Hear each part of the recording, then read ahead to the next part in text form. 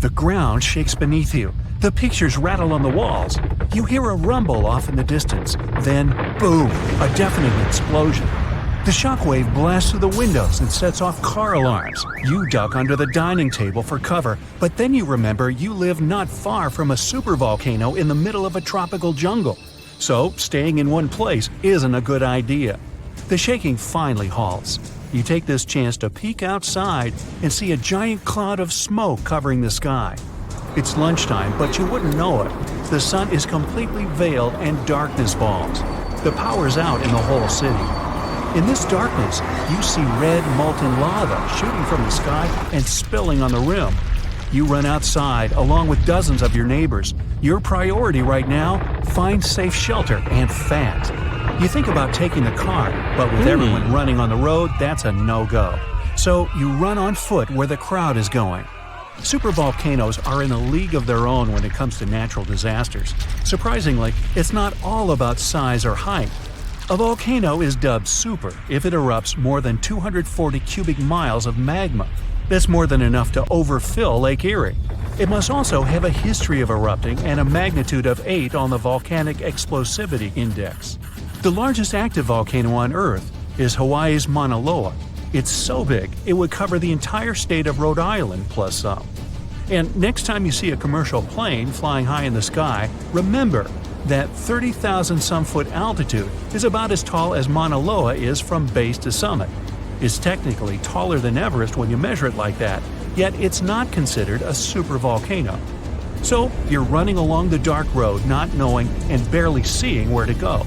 Then, all of a sudden, a massive flaming boulder smashes through the bridge in front of you. You and everyone else are now stranded on the side of the volcano, as it's getting more chaotic each second. Most of the crowd disperses, finding their own ways to safety. You remember there's a way to the other side not many people know about, but you'll have to cross a raging river through the dense jungle. You calm what's left of the crowd, and everyone follows you to your secret getaway. You finally get out of the city limits and head into the jungle. With the sky already dark, the tall trees and thick leaves make it almost pitch black. Everyone gets out their phone flashlights to navigate through the dark path. You all need to stick together and make sure nobody gets lost. Suddenly, fiery rocks strike the trees not far from you.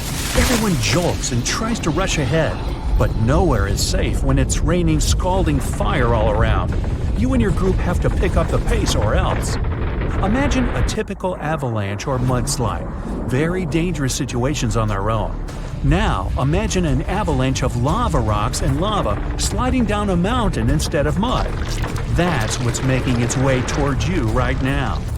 More and more people catch up with your group and bring news that the entire neighborhood is submerged in lava. It's traveling quicker than you thought. You can never really predict how fast a lava flow will be until you see it. It all depends on how thick it is and how steep the mountain slope. Lava can move slowly at about 20 feet a minute, a fraction of the average person's walking speed.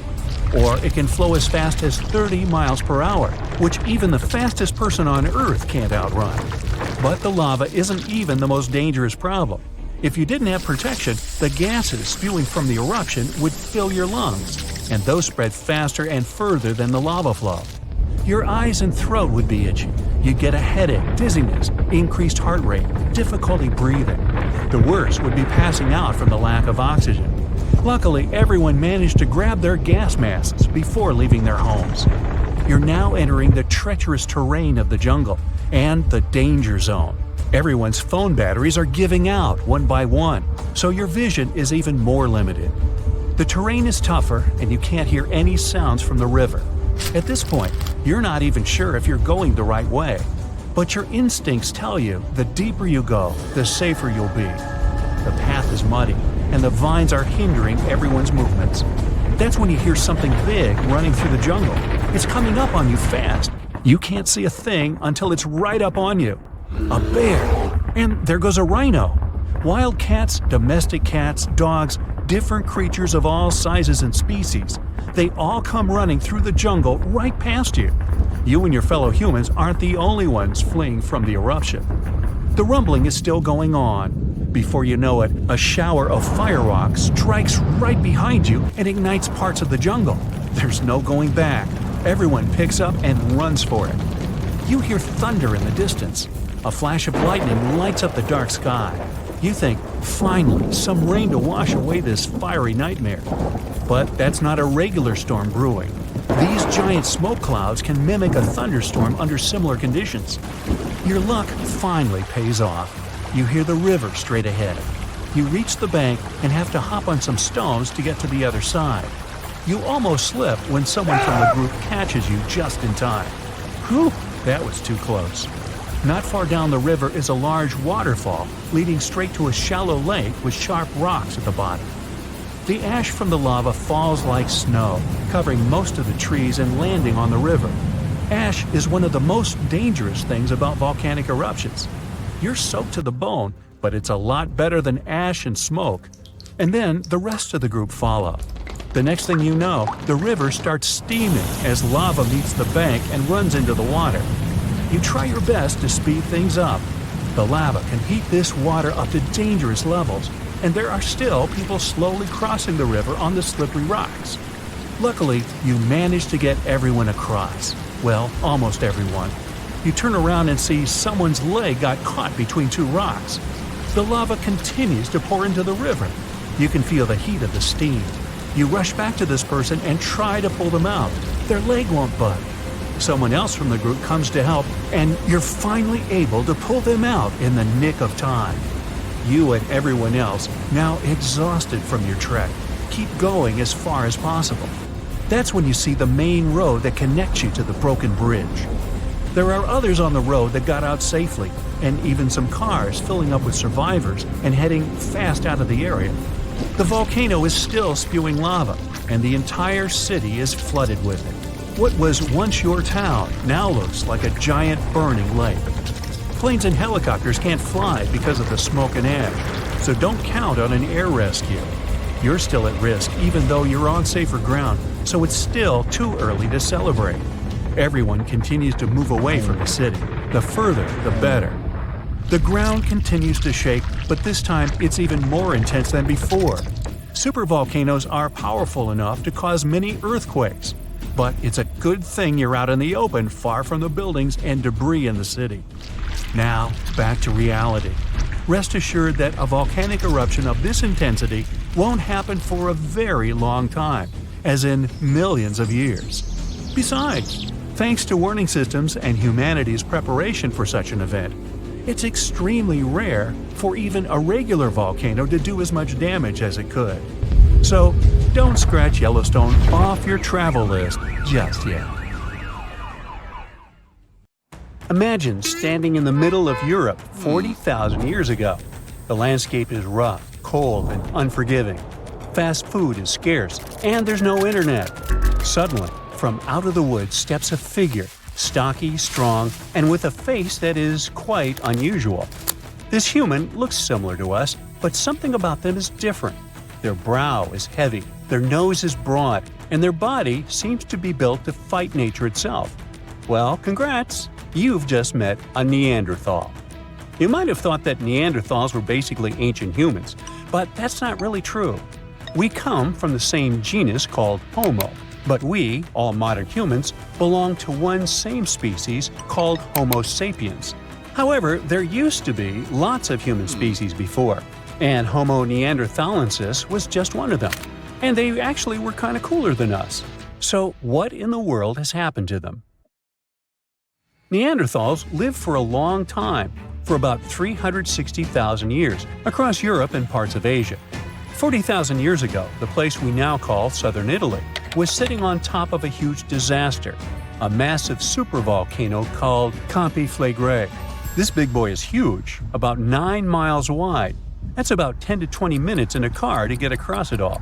But there were no cars then, remember? At the time, it was quiet for a while, but one day, suddenly, it blew in what became one of the biggest volcanic eruptions Europe had seen in 200,000 years. The catastrophe was so crazy that ash, gases, and debris altered the climate across the entire continent. What comes next is usually called a volcanic winter.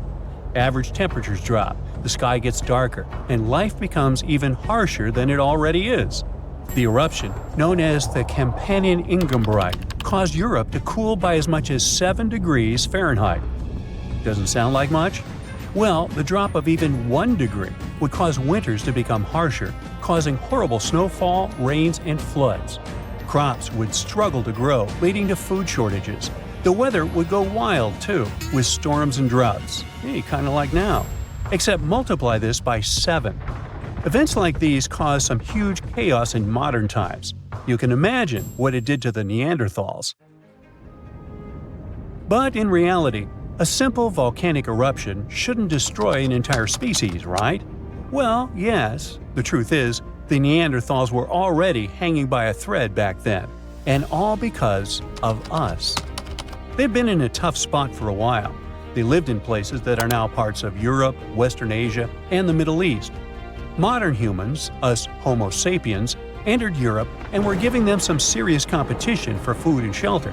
Homo sapiens were sneaky dudes, better at finding food, easily adapting to different environments, and using more advanced tools.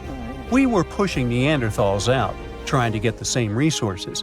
We literally made their extinction a slow and very unpleasant process. So, while the volcano definitely made things worse, it wasn't their only problem, and they didn't completely disappear after the eruption. Some of them hung on in isolated places, like Gibraltar, for another 12,000 years. That's because it's likely most of the severe cooling actually happened farther east, away from where the Neanderthals were trying to survive, and it didn't hit their homes as hard as we thought. In fact, the eruption may have even helped them, at least for a while. Some scientists say that the volcanic fallout might have slowed down modern humans' expansion into Neanderthal territory and gave the poor fellas a little more time to survive. So, the Campi Flegrei eruption was a nasty event, but it only delayed the inevitable. Campi Flegrei is a wild card. It's also known as the Fields of Fire. The air itself there is thick with legend. The Greeks and Romans believed this volcano was the gateway to the underworld. Even an ancient Roman poet, Virgil, mentioned this in his famous story, the Aeneid. The hero Aeneas must descend into the underworld, and this place is exactly where he starts. Back in the day, this landscape was full of Roman villas, spas, and fish ponds.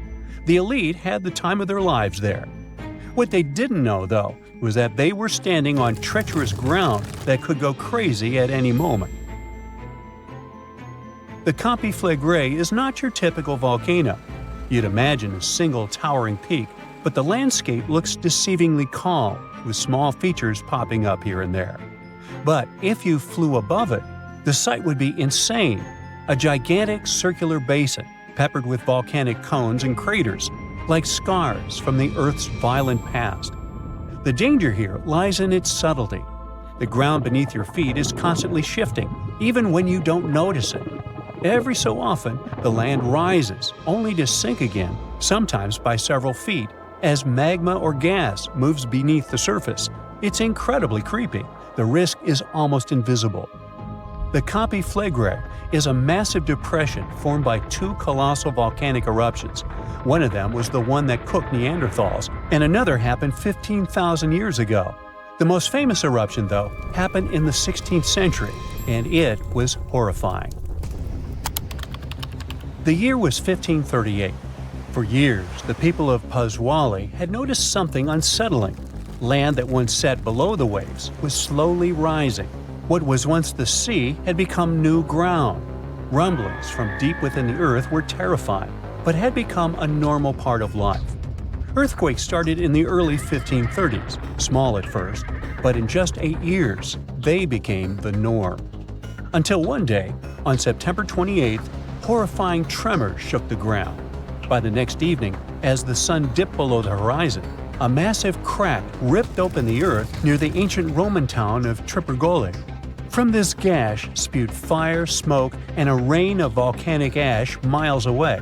It was thick and muddy, likely mixed with underground water. The ground trembled as hot pumice rock was thrown high into the air. And then a new mountain began to rise from the land. This was the birth of what we now call Monte Nuovo. Eventually, things seemed to calm down, as if the earth was catching its breath. For days, things seemed quiet. Locals relaxed a bit. They began to approach the new mysterious volcano, a crater with something that resembled boiling within it. People visited it like a new attraction. But then, just days later, the disaster struck again. At night, without warning, a new mountain went wild. A blast from the southern flank hurled scoria, chunks of jagged volcanic rock, into the air. This one was fatal for 24 people. The debris found afterwards was huge and coarse. For centuries after, the only signs of life from the Monte Nuovo were small fumaroles, jets of gas seeping from the earth. But then, even those faded away.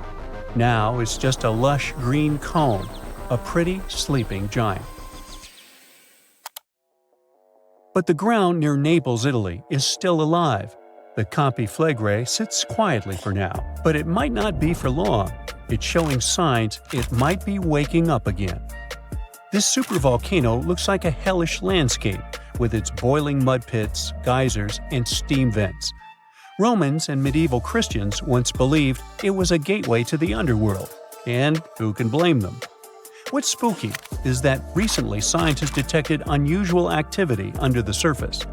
In 2012, Italian authorities raised the alert level on the volcano from green to yellow, meaning that it needs close monitoring. There are certain changes that usually happen before an eruption. The magma below starts releasing gases, which could weaken the rock above, eventually triggering a disaster. Unfortunately, no one can predict exactly when or if it will erupt. But if it does, the consequences could range from a minor inconvenience for locals to a global catastrophe. Its last tiny eruption happened in the 16th century, and it wasn't too bad. But if history repeats itself, like it was with Neanderthals, we're all cooked. An eruption like that could lead to global cooling, crop failures, and widespread famine. Right now, a group of scientists is trying to get a clearer picture of what's happening beneath the surface. The Campi Flegrei Deep Drilling Project is working to drill a 10,000-foot borehole, hoping to check out the magma chamber up close. But at least for now, the supervolcano remains quiet, and let's hope it stays that way. Phew, you could finally send that last report for the day and breathe out. The weekend is around the corner. But just when you're about to hit send, you're alarmed by the low rumbling under your desk. Is it the light rail passing by? Unfortunately, that's not the case. It's a volcano speaking. What, here? In Arizona? That's right, the ground keeps shifting under Arizona, reminding us that Earth is alive. No panic though. Let's arm ourselves with some context. 20 American states have extinct, active, and dormant, currently sleeping, volcanoes. Among such states, you can find California, New Mexico, Nevada, Utah, and Colorado. On the bright side, Arizona's volcanoes are dormant at the moment, but it doesn't mean they won't go off in the near or not so near future. Now, how about traveling to Arizona to check the traces of its active volcanic past? They dot the desert landscapes of this state like spots dot a Dalmatian. There are entire volcanic fields southwest of Phoenix, east of Douglas, near Flagstaff, north of Kingman, and near the Mexico border. The most worrying thing about these fields is that even though they're not active at the moment, eruptions in this region might happen every 1,000 years or so. Well, the time seems to be up. The last powerful and destructive volcanic eruption occurred around 1,000 years ago at the Sunset Crater. Oh, this place is worth paying more attention to. And we will, but a bit later. First, we have to talk about hotspots. No, not that place where you can surf the web. In our volcanic context, a hotspot is a place where insane amounts of heat melt the overlying crust, Earth's thin outer layer, and form volcanoes. This heat rises from the mantle, which is located between our planet's dense, superheated core and the crust. Want to see an example of this type of volcanism? Welcome to the Hawaiian Islands. The Big Island has its active volcanoes because, at the moment, It's situated on top of the Hawaiian hotspot.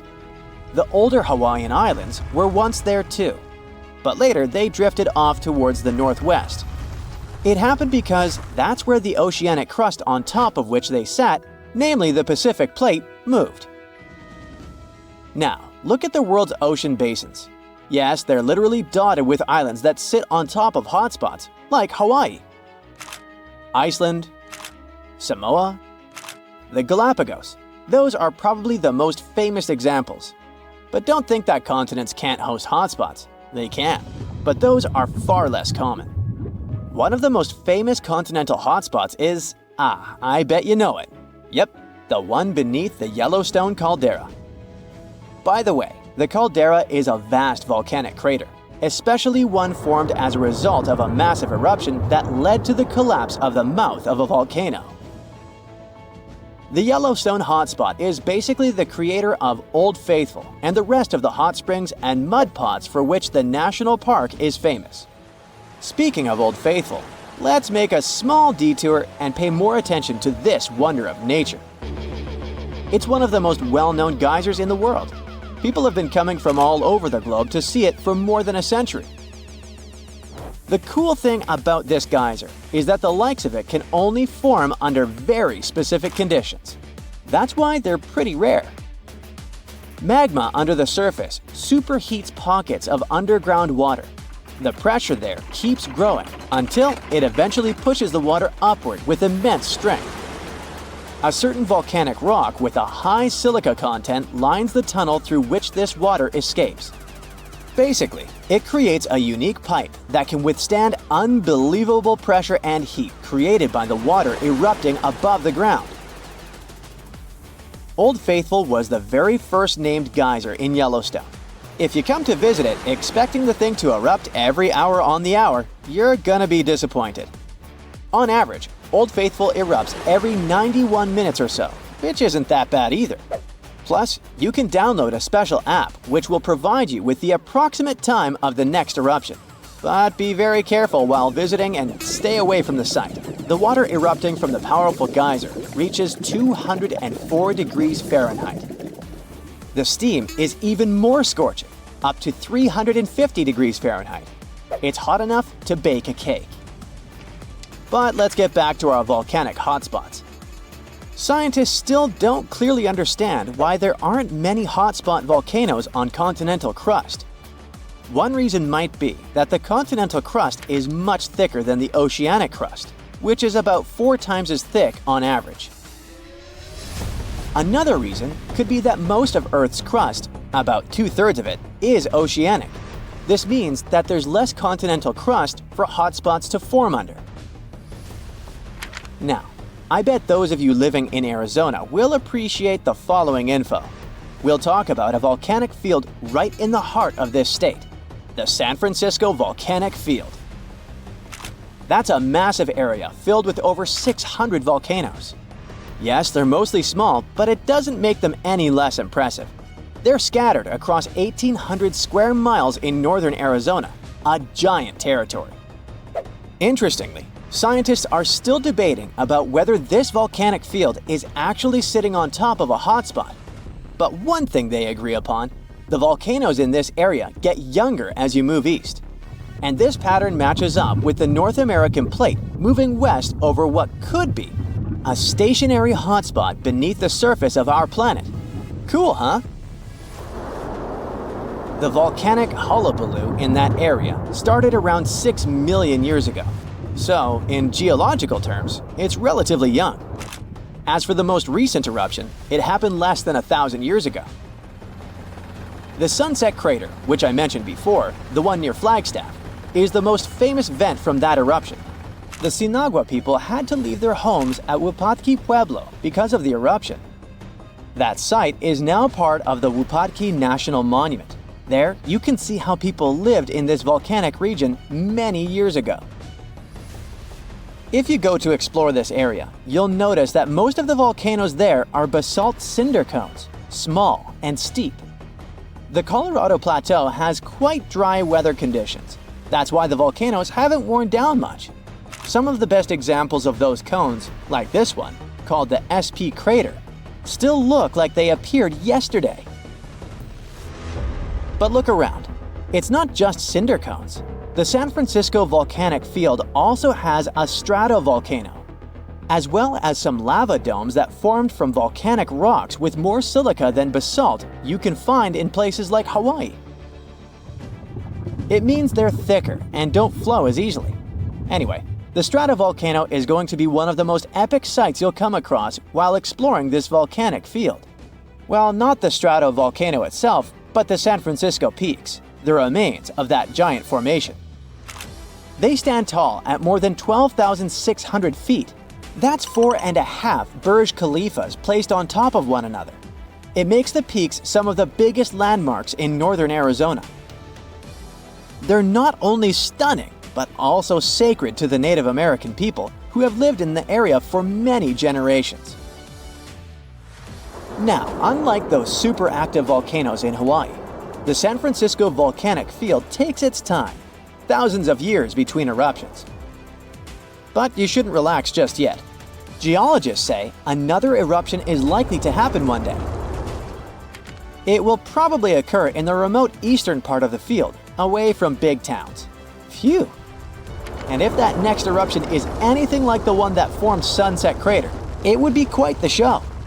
Lava fountains and rivers of lava flowing.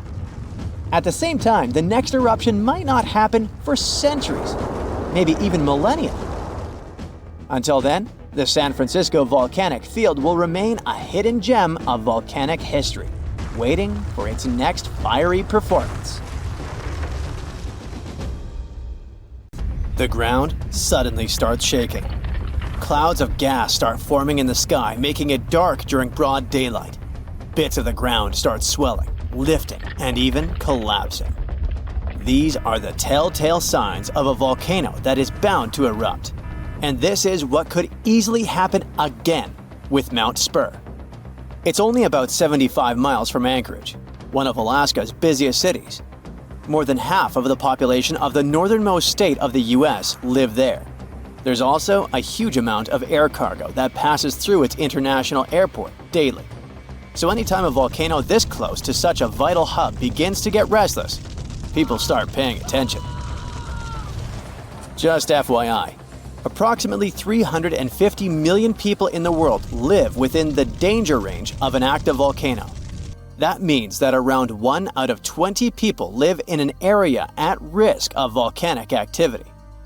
Alaskans probably wish that Spur's reawakening was fiction, but it's actually true. The Alaska Volcano Observatory picked up on several of these "I'm about to erupt" signs from Mount Spur. So much so that they raised the alert level to yellow, which means unrest above normal background levels. Spur erupted twice in the 90s, and it was pretty intense. If we were ranking volcanic eruptions on a scale from 1 to 10, these eruptions would rank a 6 or 7. Not that terrible, but still worth 10 to 17 million in damages. However, these numbers are nothing compared to Alaska's 1988 Redoubt eruption, another volcano that erupted and summed up a staggering $345 million in damages. Mainly because its ashes hit aircraft engines, such as the KLM 747 that lost power after all its engines went off due to the ashes.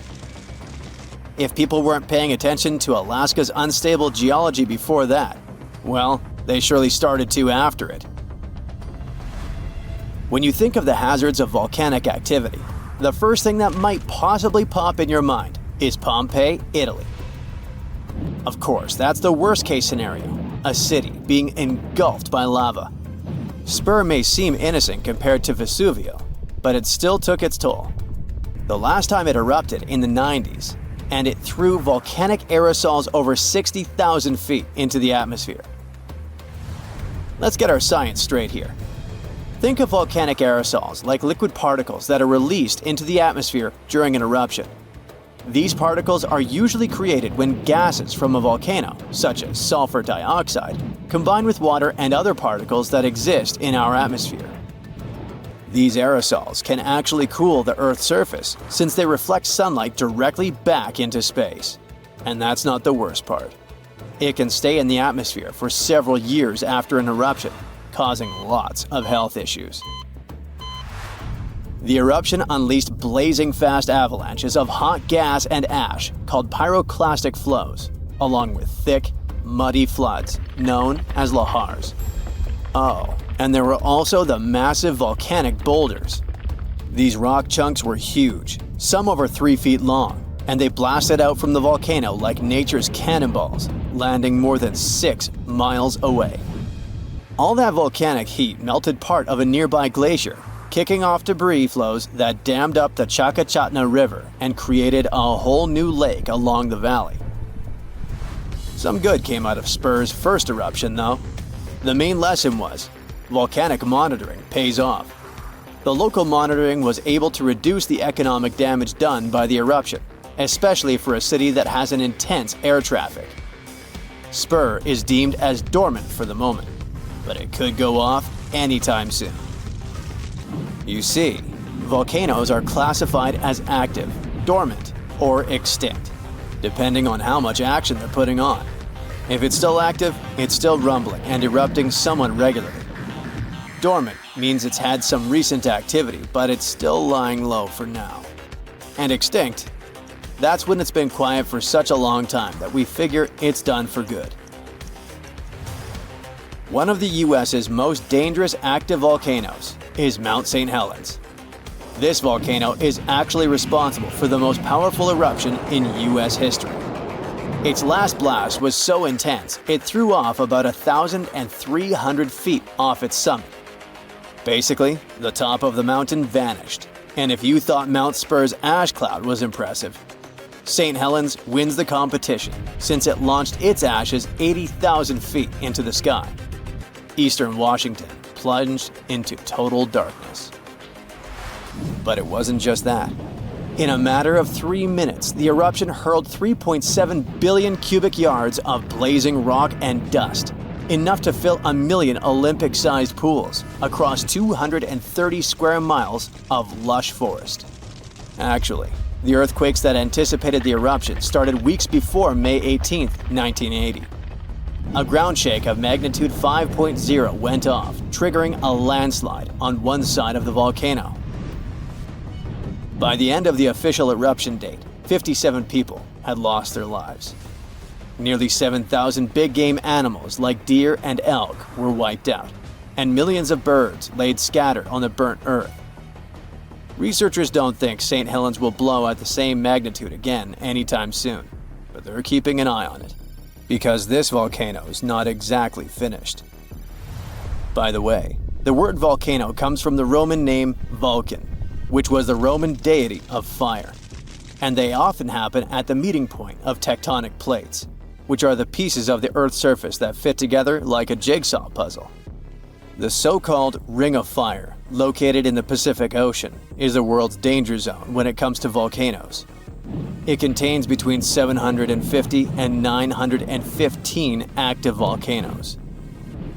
The largest volcano located in the Ring of Fire, also the largest active volcano in the world, is the Mauna Loa. It's over 13,000 feet high, and it's located in Hawaii. Researchers say that Mauna Loa has been erupting for at least 700,000 years. Its most recent eruption began on the 27th of November 2022, and it lasted until December 13th. It's been quiet since the 80s until it decided to wake up again. Thanks to constant monitoring by the Hawaiian Volcano Observatory, it didn't cause any casualties when it last erupted. Scientists have been investing big time on volcanic monitoring, not only to reduce economic hazards, but also to save lives. The most recent attempt has been to drill into volcanoes. Recently, a group of scientists went all the way to Iceland in one of the world's volcanic hotspots. There are around 33 active volcanoes in Iceland alone, but the one that is the most interesting to them the most is the Krafla volcano. The Krafla has erupted around 30 times in the last 1,000 years, and its most recent eruption was in the mid-1980s. The project named Krafla Magma Testbed, or KMT for short, is hoping to advance the understanding of how magma behaves underground. The main advantage of this drilling research is predicting the risk of eruptions, but it can also help to push geothermal energy forward. I mean, can you imagine having electricity that is run by the limitless source of volcano power? The KMT team will begin drilling holes deep into volcanic ground in 2027. They're aiming at reaching over a mile into the ground. After all, it's different to monitor lava activity when it's on the surface than when it is still below ground. This will allow researchers to listen to the pulse of the Earth, according to them. They're saying this research is as revolutionary as the first time man went to the moon. Oh, and speaking of that, I was shocked to discover that volcanoes exist all throughout the solar system. Yep, other planets and moons have volcanoes too. The largest volcano in our solar system is Olympus Mons on Mars. It's a shield volcano, much like the ones that make up the Hawaiian Islands. It's about 370 miles wide. If we transported it all the way back to Earth, it would almost occupy all of Poland. Yikes.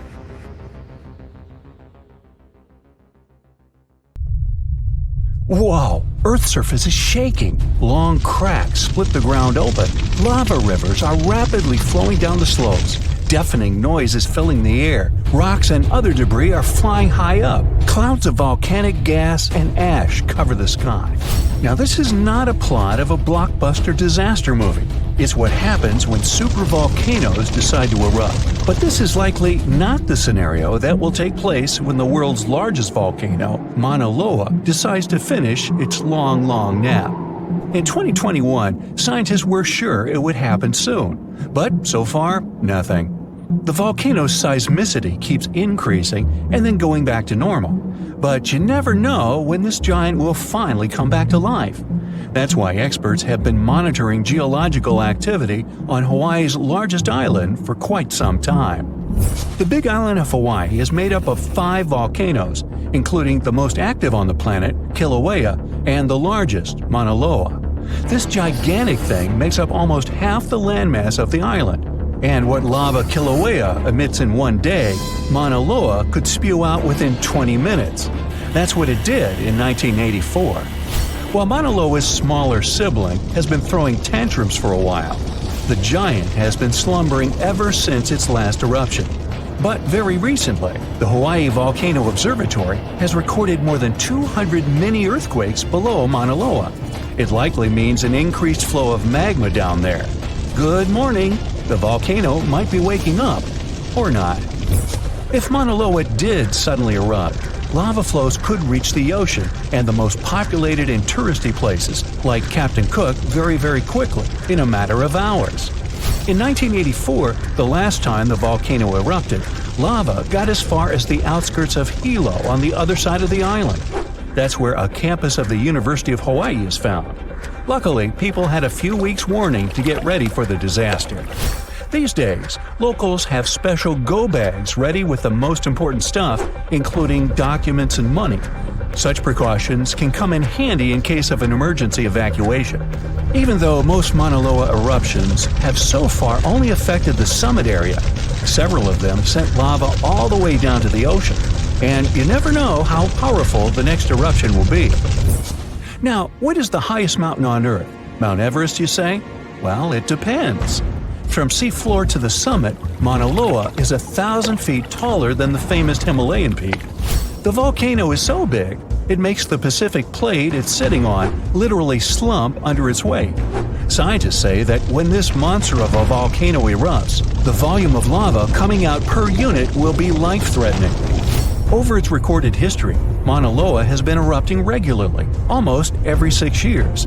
And even though the last eruption of the volcano occurred about 40 years ago, scientists are certain it'll happen again. Now, remember the scene I showed you at the beginning? Well, you can relax. It's not likely to happen with Mauna Loa. The thing is, big island volcanoes, including Mauna Loa, aren't very volatile. That's because they're shield volcanoes. These volcanoes got such a name because they aren't really very high and resemble a warrior's shield placed flat on the ground. Shield volcanoes get formed by very fluid lava. It travels farther and forms much thinner flows than lava erupted from a stratovolcano, which is conically shaped and tall, like the infamous Krakatoa in Indonesia. So if, or should I say when, Mauna Loa erupts, there probably won't be ash clouds and tons of debris. The most dangerous thing will be lava. Since Mauna Loa is a shield volcano, its lava is extremely fluid and voluminous, which allows it to flow far and fast. Using theoretical vent maps, experts from the Hawaii Volcano Observatory have made charts of possible lava flows. They're kind of worried about earthquakes clustering at high rates. It likely means that lava is on the move under the surface. 500 to 600 earthquakes per day are a serious reason to be on high alert. On the other hand, it doesn't necessarily mean a disaster or inevitable eruption. Around a decade ago, several earthquakes that happened at the same time signaled that something was happening under Mauna Loa. But an eruption didn't occur. Instead, half the volcano shifted a bit to the south. This way, it probably gave more room to magma, so that it had enough space to stay beneath the surface. Now, let's get back to the catastrophic eruption we saw at the beginning of the video. That's what often happens when a supervolcano erupts. Those are volcanoes that have at least once had an eruption with a volcanic explosivity index of 8, which is the largest recorded number on the index. Supervolcanoes are often extremely large, with no cone at all. That's because they're typically the remains of gigantic magma chambers that once flared up, leaving behind a caldera. They're usually found over hotspots. Supervolcanoes can produce super eruptions, and when they do, they blow more than 240 cubic miles of ash, molten rock, and hot gases up into the air. In other words, 4 super eruptions could fill the Grand Canyon to the brim. Supervolcanoes get formed when gigantic volumes of scorching hot magma are trying to escape from deep underground. This magma rises close to the surface but can't break through Earth's crust. That's why a huge pressurized pool of bubbling magma gathers at a depth of only several miles. The pressure keeps growing because more magma is trying to get to the surface until, bam, a super eruption occurs. The most recent super eruption happened in New Zealand. Well, when I say recent, I mean around 26,500 years ago. Nah, I wasn't around then. That's when a supervolcano beneath the surface of Lake Tahoe spewed into the air more than 300 cubic miles of ash and pumice. Imagine 500,000 Great Pyramids of Giza flying up at the same time. That's how incredibly powerful that eruption was. But the most exciting and confusing thing about the eruption was that the Tahoe volcano simply didn't go off like many others. At first, everything was going as usual. More than 200 square miles of magma had built up under the surface, and the pressure was getting higher and higher. But after the rock cracked and the first part of lava rushed out of the crater, something went wrong, and the supervolcano took a break.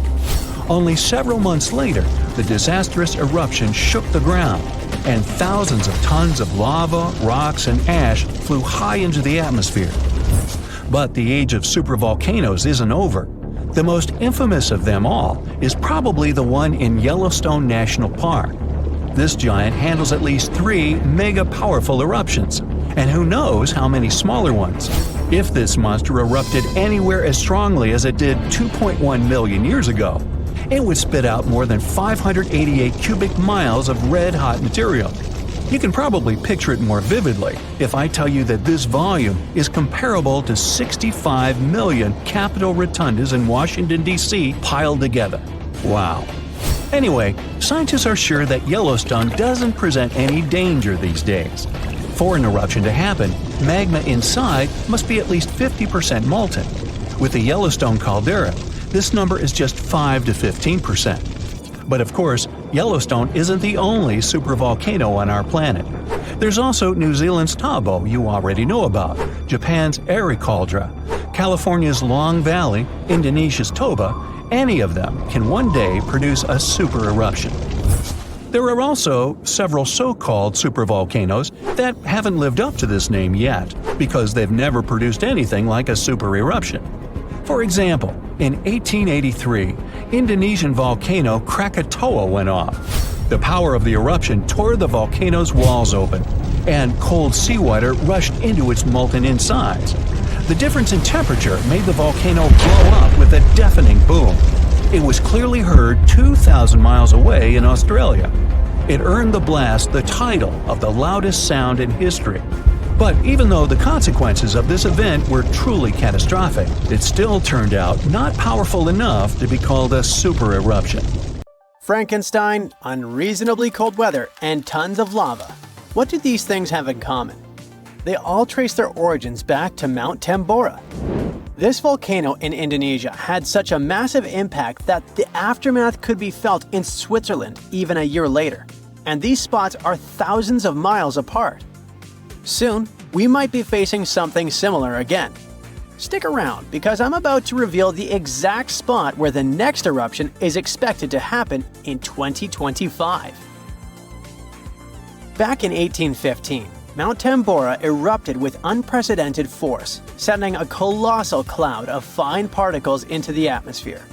This cloud reflected sunlight, leading to global cooling and even the year without a summer in 1816. Temperatures plummeted, crops failed, and families worldwide faced food shortages, compounded by various health issues. Fun fact: Frankenstein appeared because of abnormally cold weather in the summer of 1816. The author got stuck indoors in Switzerland and wrote this story to pass the time. But that is the only positive aftermath. In England and Ireland, people struggled to find food. The crops were too bad that year, and this year without summer cost them lives, all because of the eruption in Indonesia. While many other volcanoes have erupted since then, none have had consequences as dramatic as Tambora.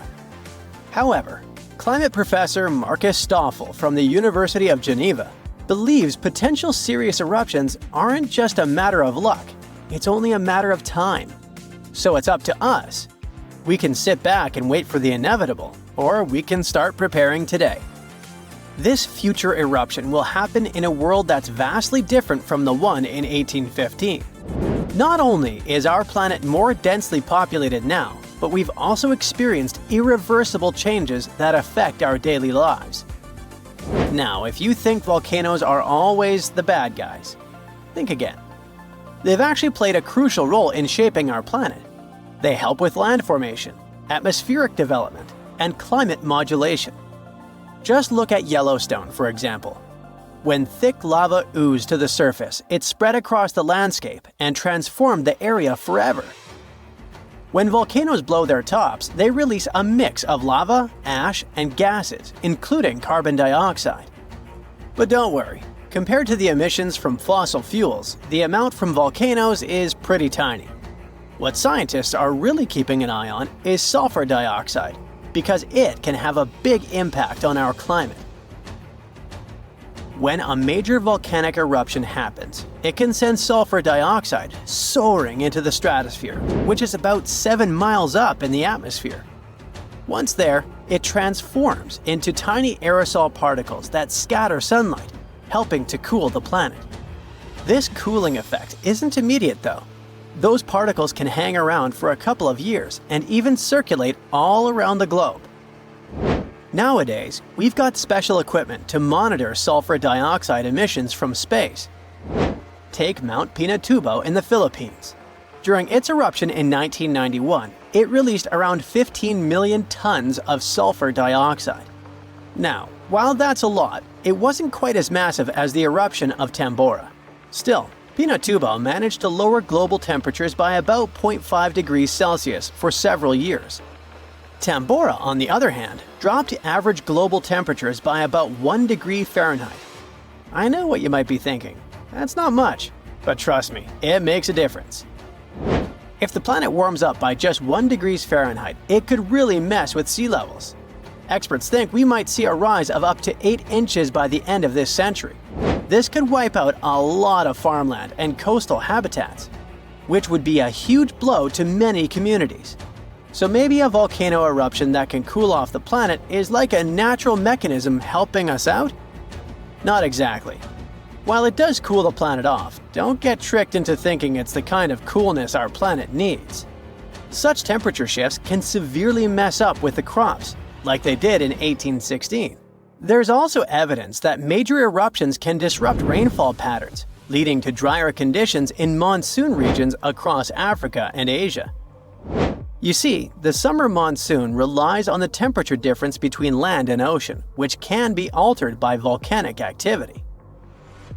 Interestingly, a warmer climate may enhance the cooling effects of volcanic eruptions. Experts explain that the formation and movement of aerosol particles depend on climate conditions. As global temperatures rise, faster air circulation can lead to smaller aerosol particles, which are more effective at scattering sunlight and thereby intensifying the cooling effect. Oceans also contribute to this dynamic. A warming ocean surface creates a stratified layer, hindering the mixing of warm and cold water, which could mean that volcanic eruptions primarily cool the upper ocean layer and the atmosphere above it, according to Stoffel. Moreover, climate change may influence volcanic systems directly. The melting of ice can trigger more eruptions by reducing the pressure that allows magma to ascend more easily. Additionally, increased rainfall associated with climate change can seep into the ground and interact with magma, potentially sparking eruptions. While the prospect of a cooling period due to a volcanic eruption might seem beneficial amid climate change, scientists warn that the effects could be dire. The immediate consequences could be severe, particularly for the estimated 800 million individuals residing near active volcanoes.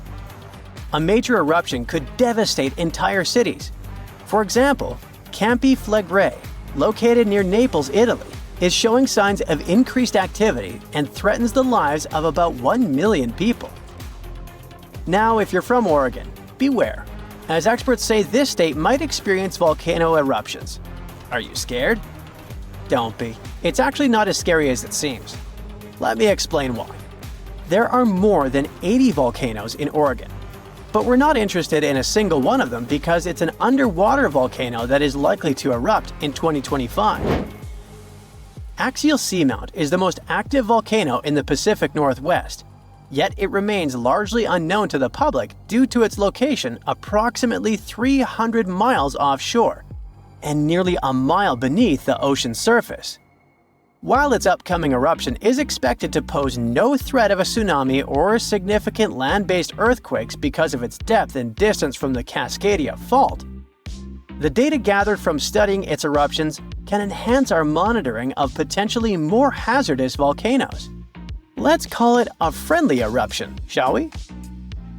In reality, predicting eruptions is a complex endeavor. We often encounter alarming headlines, such as, "Yellowstone is about to erupt." Should we take these claims seriously? Not really. Yes, Yellowstone sits atop an active supervolcano that has experienced 3 major explosive eruptions in the past 2.1 million years. The last eruption occurred approximately 70,000 years ago, with the most significant explosion taking place around 631,000 years ago, forming the massive Yellowstone caldera. Naturally, many people are curious about whether Yellowstone will erupt again and when that might happen. Fortunately, scientists are employing new techniques to delve into these questions. A recent study suggests that Yellowstone is unlikely to experience another major eruption anytime soon.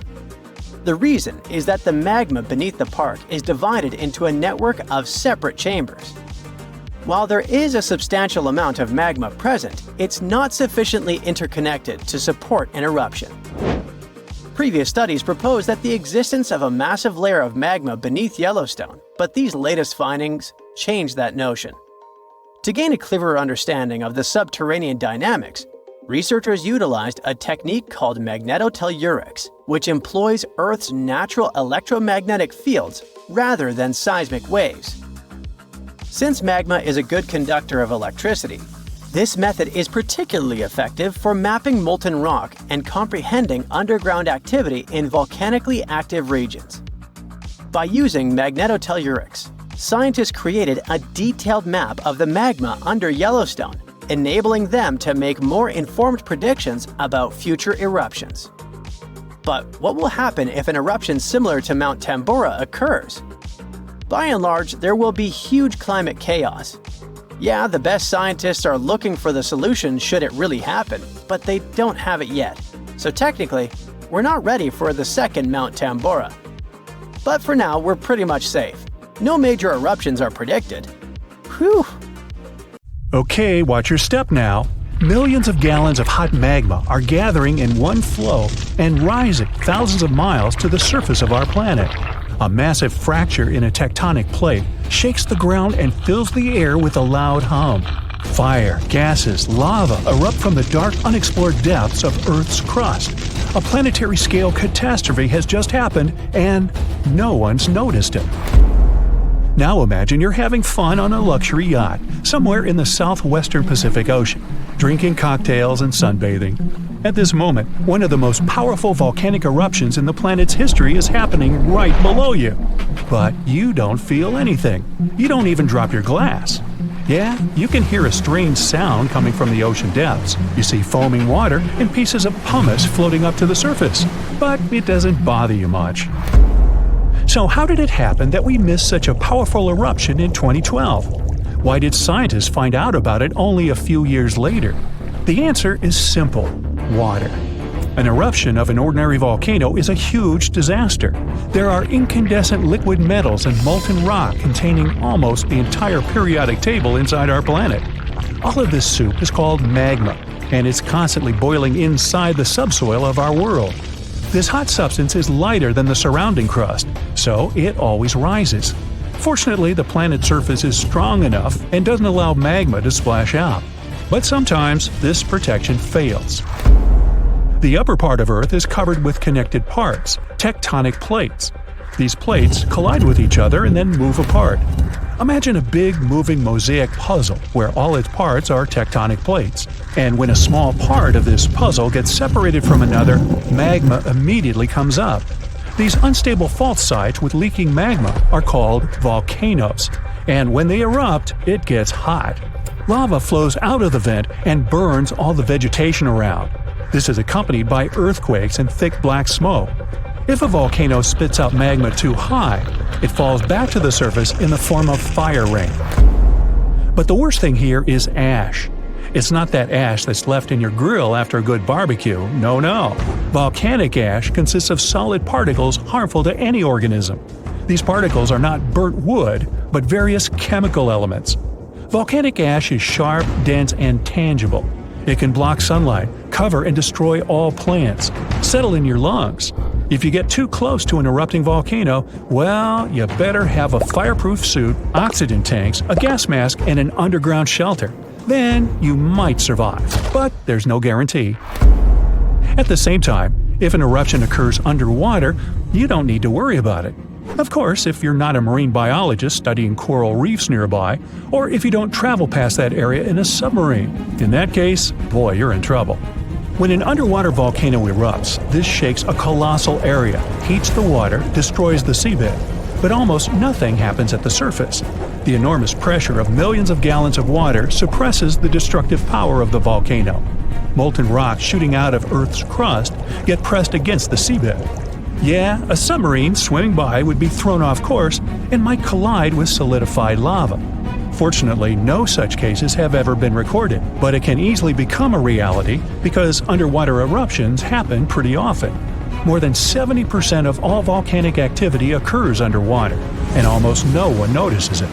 In most cases, these volcanoes immediately fall asleep after they erupt and never wake up again. But in 2012, something happened, and scientists couldn't ignore it. Big pieces of pumice, the size of a van, began floating up in the southeastern Pacific Ocean. These rocks covered about 154 square miles. There were thousands of them. They looked like a group of unknown floating mini-islands. Volcanic stones were scattered in the ocean over the area twice as large as New Zealand. Scientists determined the full scale of the disaster with the help of deep-sea sonar devices. They studied the seabed at a depth of 4,000 feet for a long time and found 14 craters from which magma had flowed during the eruption. The seabed was covered with frozen lava flows and tons of ash. The researchers found that more than a third of the erupted volcanic material surfaced and was scattered all over the place. The rest remained at the bottom. This wiped out all marine life in the area. It seemed that this eruption was one of the largest in the entire history of observations. But in 2019, researchers discovered something even more significant. That was an underwater volcano 3 times higher than the Eiffel Tower. According to scientists' calculations, it ejected between 30 and 1,000 times more molten rock than the previous volcano. This monster had been feeding from the world's deepest magma reservoir we know about. Seismic activity here was so devastating that it destroyed everything around. Fortunately, not for long. After any eruption, life reappears like a phoenix rises from the ashes.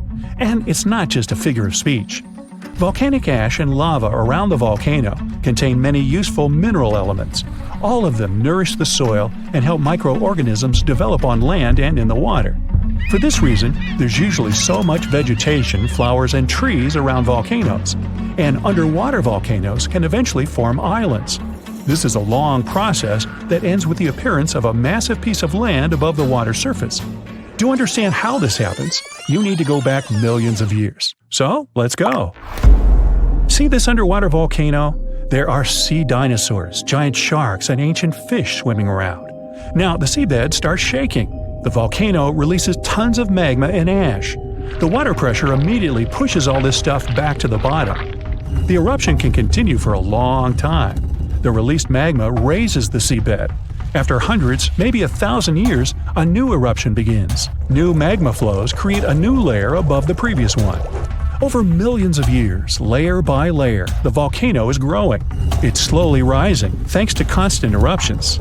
Of course, with time, some volcanoes go dormant, but this one continues to erupt. And then, one day, the volcanic rock reaches the surface and an island emerges. After many more years, the volcano can fall asleep.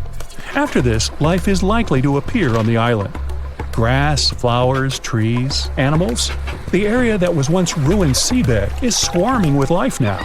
Volcanic islands have unique ecosystems because they develop separately from all the continents. Observing such islands helps scientists understand how life on Earth evolves. New species of birds, animals, insects can live on these chunks of land. Hundreds of islands around the world appeared thanks to eruptions of underwater volcanoes. You can find them in Hawaii, Indonesia, Iceland. Many of them are inhabited by people who build villages and towns there. There were cases when a volcano erupted when people literally lived on top of it. That's what happened on the small island of Aogashima, located to the south of Tokyo. People built a beautiful town right in the crater of an active volcano.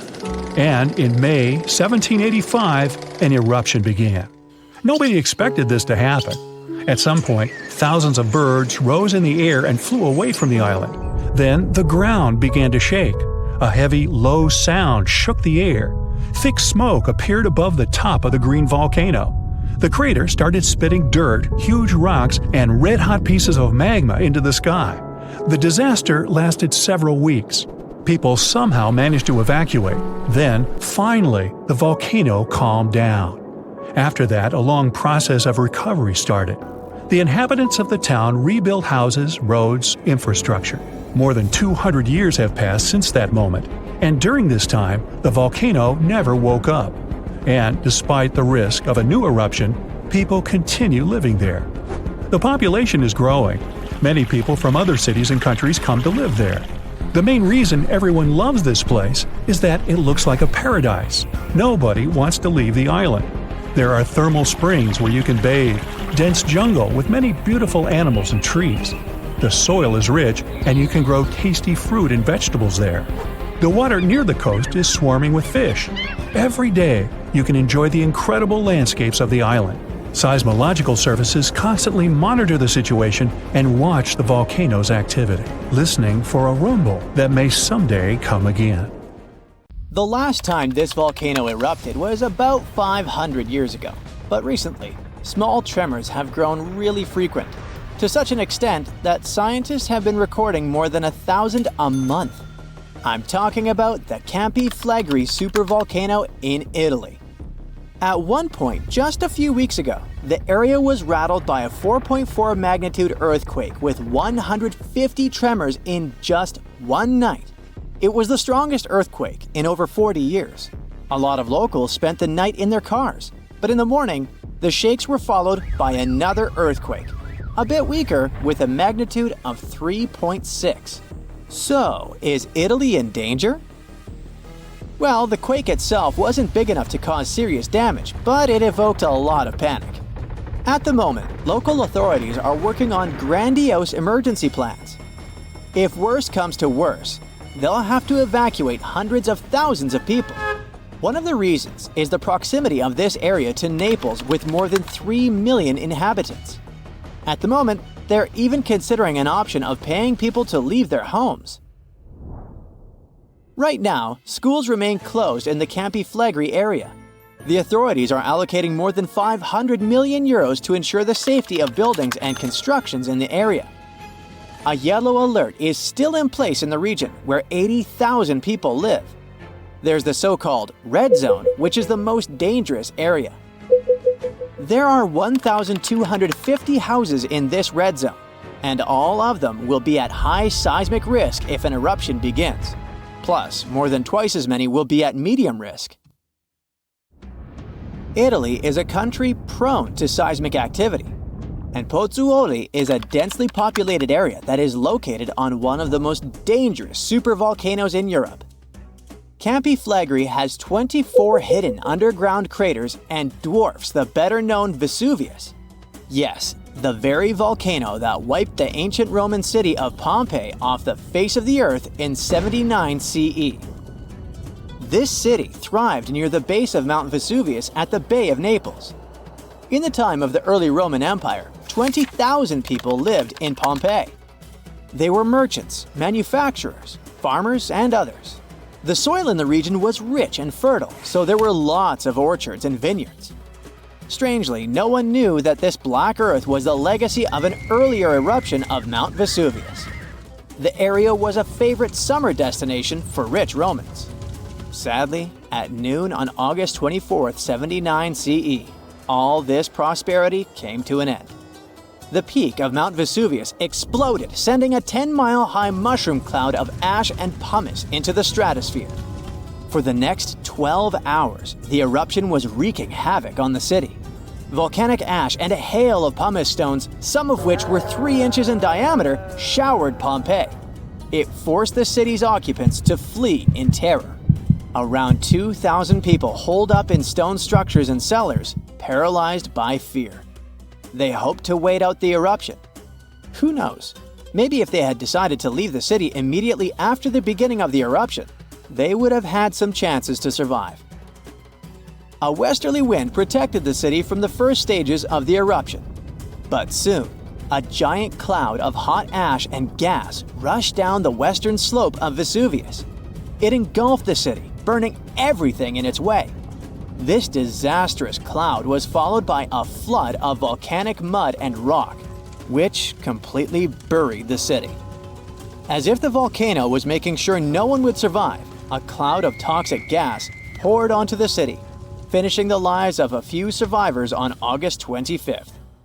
A flow of rock and ash followed. It collapsed roofs and walls and turned the city into a giant cemetery. When a supervolcano erupts, the consequences are usually catastrophic. Supervolcanoes have at least once had an eruption with a volcanic explosivity index of 8, which is the largest recorded number on the index.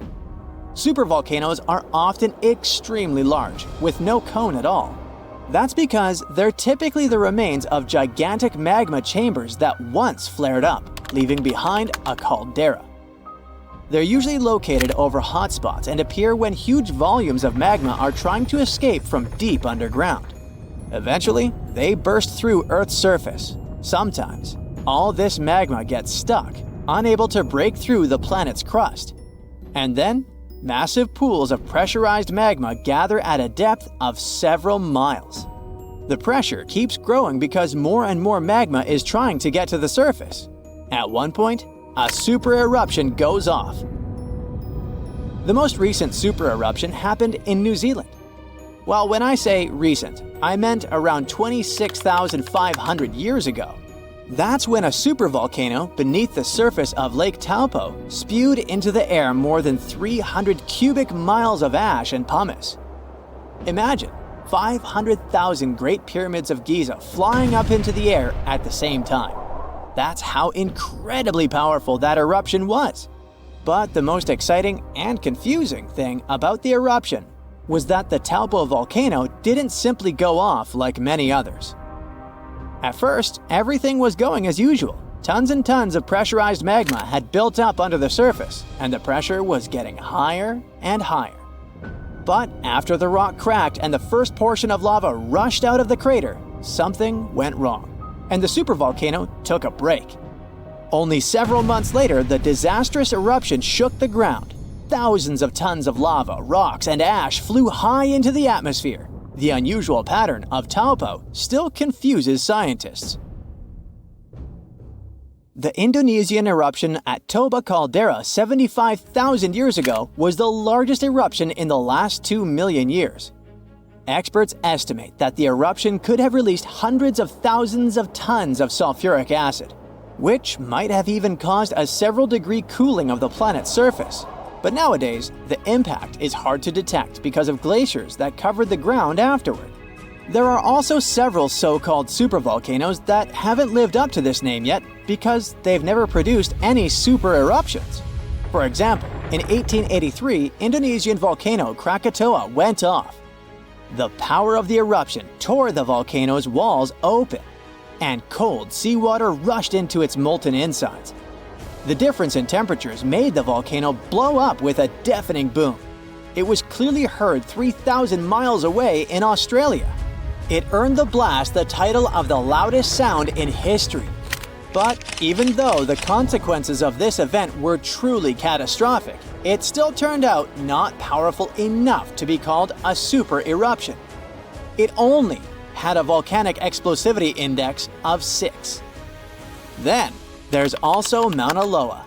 It's a shield volcano, which means it won't produce explosive eruptions, but its sheer size makes this monster of a volcano extremely dangerous.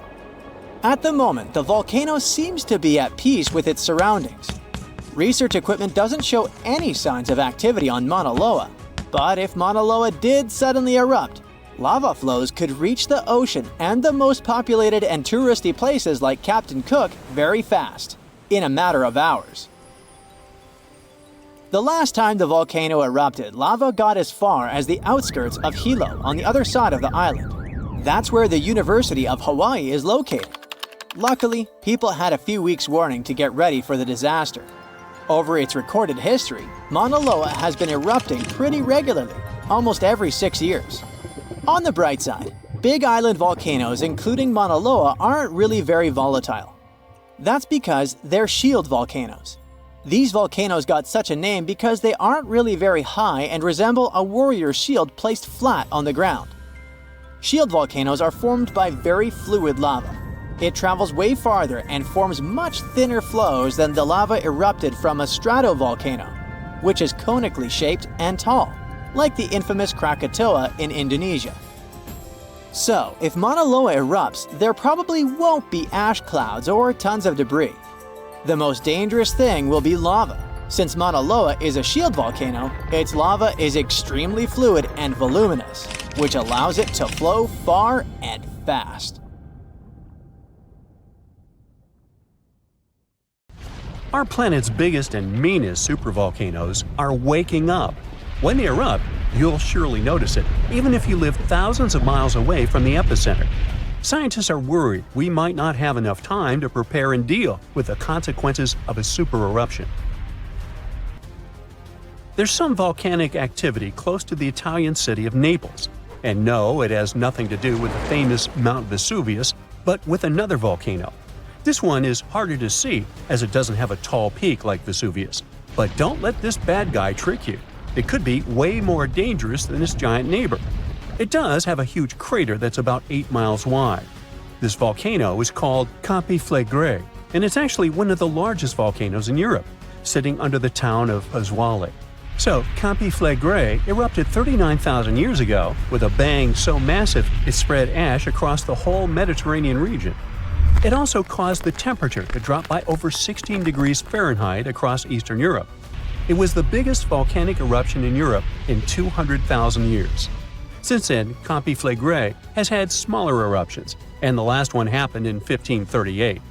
Now the area is full of small craters, hot springs, and bubbling pools, and they're all proof that this volcano is still very much alive and brewing something. Since the early 2000s, the ground in the giant crater and the town nearby have been slowly rising by about 1 to 1.5 inches every year. There were at least 150 earthquakes that shook this supervolcano lately. In May 2024, there was a 4.4 magnitude in the area, the biggest in the last 40 years. Residents had to leave their homes and camp outside, fearing there would be more earthquakes. No one knows how Campi Flegrei is going to behave in the following months or years, but the authorities are organizing evacuation exercises to prepare the population just in case. The Italian volcano looks like an innocent kitten compared to the real giants like Yellowstone. For a volcano to deserve the title of a super one, it must be able to produce catastrophic scale eruptions and eject huge amounts of magma, ash, and volcanic gases. The Yellowstone giant meets these criteria. Even though it moves from time to time, the Yellowstone supervolcano hasn't erupted for 640,000 years. But when it does wake up, it might erupt with incredible power, about the same amount as 10 huge nuclear power stations can produce. Under the ground, beneath Yellowstone, there's a super hot area full of molten rock called magma. As more magma moves into a big space called a magma chamber, the ground above starts to swell or rise. When the magma cools down, the ground falls. Between 2004 and 2009, the ground at Yellowstone rose by almost 10 inches, but then it started to slowly go back down in 2010. Scientists aren't sure if it's going to erupt anytime soon. There's also another big volcano called Long Valley in California that has been active since 1980, and it can be a really big threat. Scientists studying this supervolcano found out that before its biggest eruption, 760,000 years ago, the buildup may have taken less than a year. Now, that's bad news, because a supervolcano eruption can have a huge effect on the world, like the eruption of the Toba volcano in Sumatra around 74,000 years ago. It became the biggest volcanic eruption the Earth had seen in 28 million years. It covered parts of Indonesia, India, and the Indian Ocean with a thick layer of volcanic debris, almost like a 6-inch blanket. The amount of rock it spewed out was like stacking nearly 3 million Empire State Buildings. The giant crater it left behind can still be seen from space. All the ash and gases shot up into the air and blocked some of the sunlight. It caused a volcanic winter that lasted about 6 to 10 years. Some scientists think this eruption might have even affected early humans. Around the time Toba erupted, the human population took a sharp dip, and there were far fewer people. Some say this is why all modern humans come from a small group of survivors. According to the Toba catastrophe theory, most early humans in Europe and Asia didn't survive the cold and harsh climate after the eruption, but a lucky group lived through all that in Africa. Not all scientists agree with this idea, and some archaeological and climate records show a different story. Another volcano that changed the world in a big way was Mount Tambora in 1815. The next year went down in history as the year without a summer. It was cold and rainy, and there was snow and frost even in the middle of summer, especially in Europe and North America. This happened because the volcano sent out a lot of sulfur dioxide into the sky, which spread all over the world and made the planet colder. When Tambora erupted, it caused huge tsunamis that smashed homes and took the lives of around 10,000 people. Afterward, about 80,000 more people passed away because of the consequences the eruption had caused in the world. The cold weather ruined crops, so food became really expensive. And because horses were the main way people traveled, the cost of oats that they ate went way up too. Some people even think this led to the invention of the bicycle in 1817 as a new way to get around. The eruption made the Earth colder for about 3 years. Now, even though the Tambora eruption was so powerful, Krakatoa, another volcano in Indonesia, stole the show when it erupted in 1883.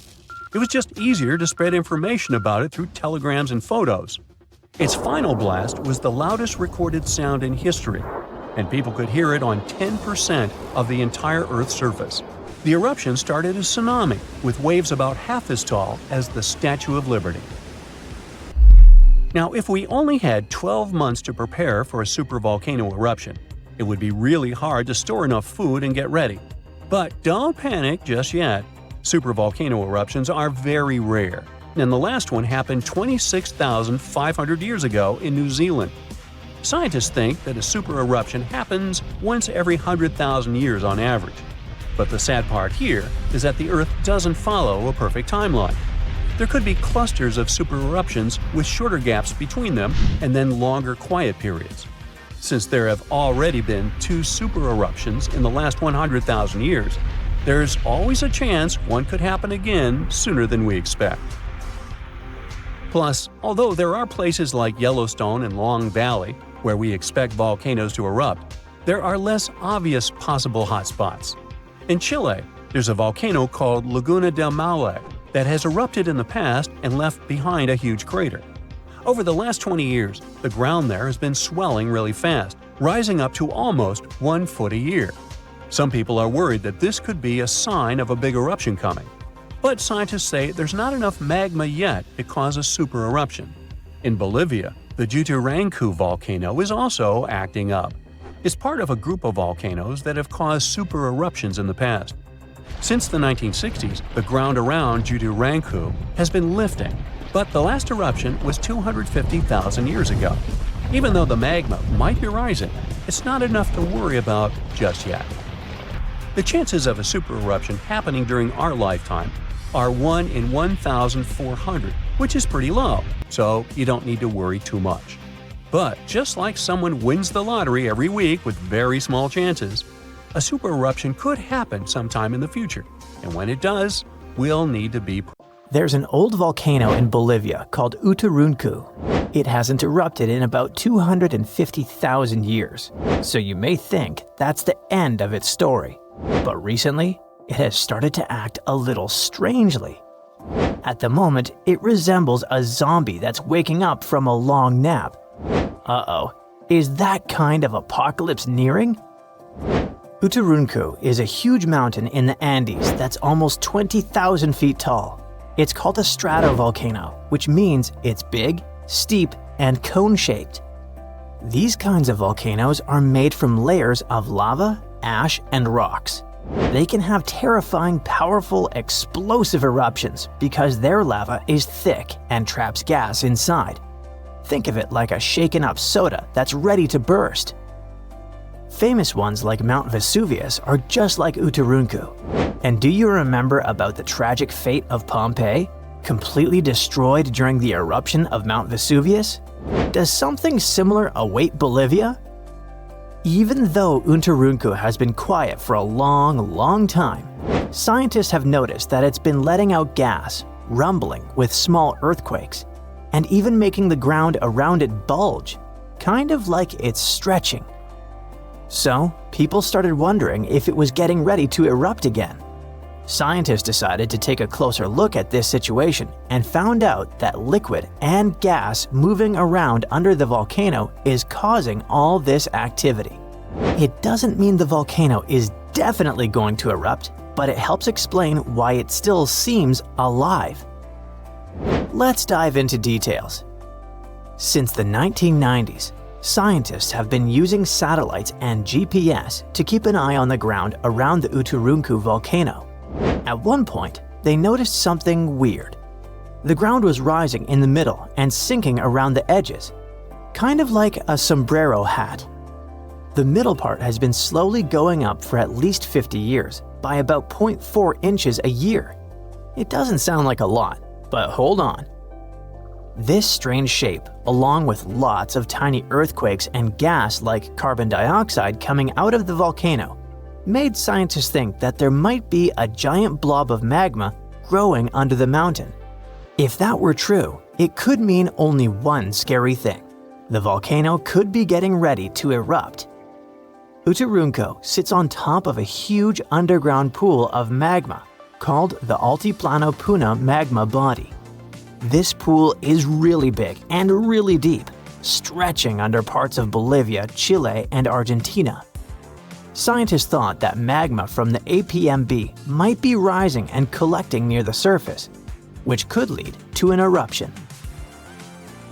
But now, after studying more than 1,700 earthquakes and checking the rocks around the volcano, scientists have a new idea. Apparently, it's not magma rising up. Instead, hot fluids and gases are traveling up from the APMB through a narrow path shaped like a chimney. These gases, like steam and CO2, can get trapped under the top of the volcano, while salty water, brine, spreads out sideways into tiny cracks in the rocks. This moving gas and water can make the ground rise and fall and cause small quakes, without any magma getting close to the surface. So the good news is, Uturuncu probably isn't about to erupt. If it did happen, it would cause serious damage to nearby communities and even pose a threat to human lives. Lava flows could reach towns tens of miles away from the volcano, and volcanic ash could even spread across Bolivia, Argentina, and Chile. Luckily, even though the volcano is still alive and rumbling, it's not as dangerous as scientists once thought. This discovery might help scientists figure out if other volcanoes around the world are getting ready to erupt. Now, let's visit Alaska, where according to researchers, Mount Spur might erupt soon. It's letting out strange amounts of volcanic gases from the top and side vent, the very vent that last erupted in 1992. If it erupts again, it could cause problems for airplanes flying nearby and might send ash falling from the sky. The good news is that nobody lives close to it, so people are safe for now. But even though Mount Spur isn't super dangerous, there are other volcanoes around the world that could be really destructive. One of those is Campi Flegrei, a giant volcano system near the city of Naples. Instead of one big mountain, it has 24 craters spread across the area. It last erupted in 1538, but its biggest eruption happened about 40,000 years ago. That explosion covered the whole Mediterranean region in ash and made temperatures drop by up to 16.2 degrees Fahrenheit in Eastern Europe, which led to a very cold volcanic winter.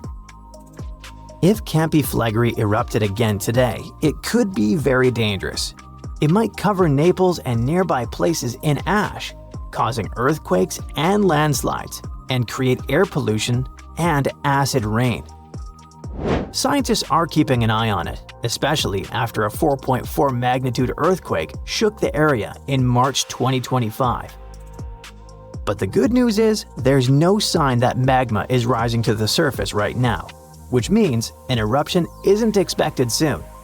Still, since Italy has a lot of volcanic activity, experts continue to watch it carefully.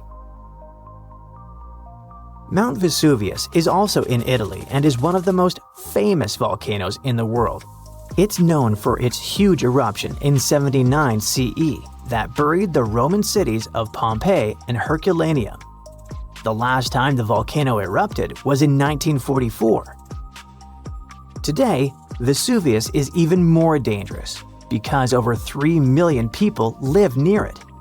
Around 700,000 people are living illegally right on its slopes, which puts them even more at risk.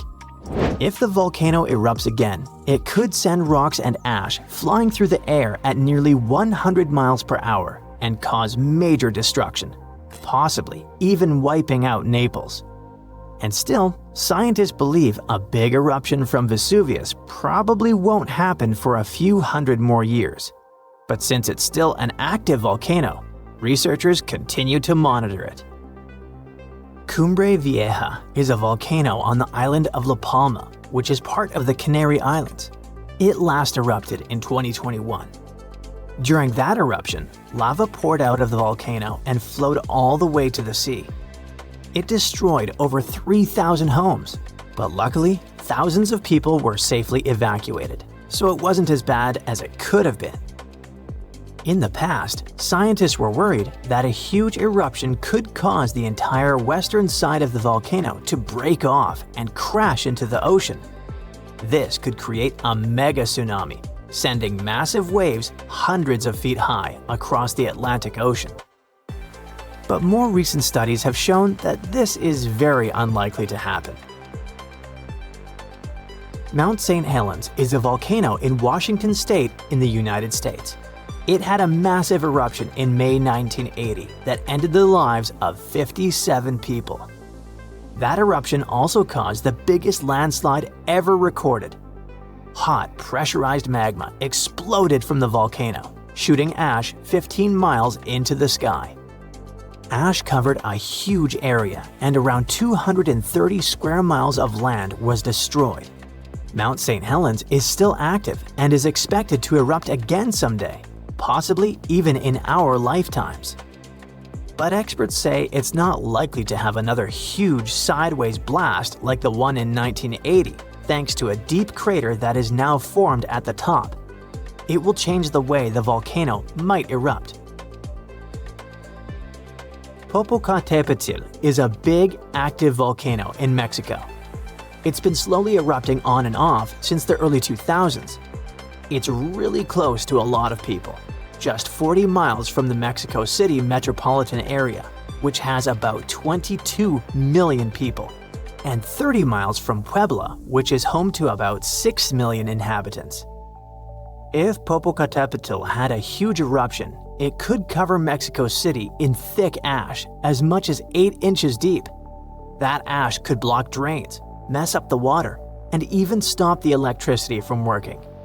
Even worse, fast-moving lava and super hot flows, called pyroclastic flows, could rush down the mountain and destroy towns nearby. The volcano was quiet for 50 years, but now it rumbles and shakes pretty often. There have been over a dozen small eruptions, including some as recent as February 2024. Some nearby places got covered in ash, but scientists say this isn't too surprising, and they're keeping a close eye on it.